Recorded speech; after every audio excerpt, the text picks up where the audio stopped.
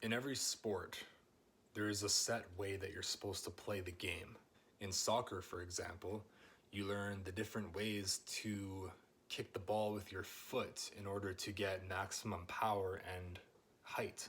The same can be said for using different clubs to hit a golf ball out of a sand dune or on different parts of the golf course. In combat sports, there isn't necessarily a wrong or right way specifically to do anything. Everything can work given the proper timing, placement, and technical mechanics. Everything can work, but that doesn't necessarily mean that one thing will work for each person the same way.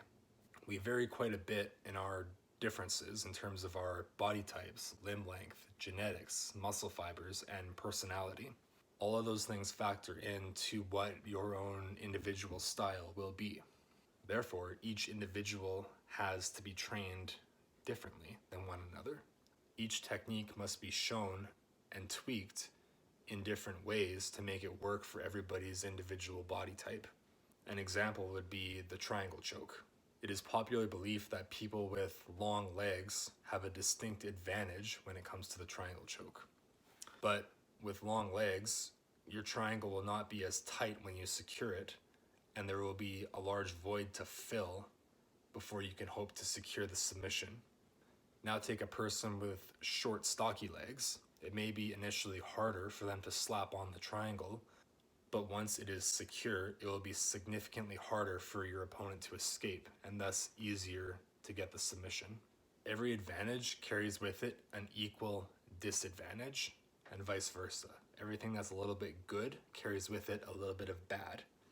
But each technique can work for everybody if you adjust it to your own individual body type.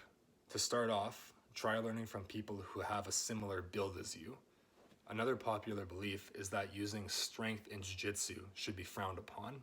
You shouldn't have to muscle your techniques. Your techniques should come out seamlessly and perfect. And while it does make sense that you should prioritize learning that proper technique, we shouldn't overlook the value of added strength in jiu-jitsu. Strength matters a lot. It's a natural physical attribute. Would you tell a person that is fast that they should try to not use their speed when they roll? If you're rolling with a person who's very flexible, would you say that they're using an unfair advantage by using their flexibility? And what if somebody who has tremendous cardio and was pushing a frantic pace on you, you'd be a fool to say that they should stop doing that because you can't match their cardio. The same can be said for strength. Use what you were born with or what you have taken a long period of time to develop on your own, but only use it to help your jiu-jitsu. Nothing should be used to replace your jiu-jitsu. Another thing that you should consider is how do you conduct yourself outside of jiu-jitsu? How you do anything in your life is how you do everything else. Are you more conservative or do you like to take risks potentially? In jiu-jitsu, your direct style is a reflection on your personality.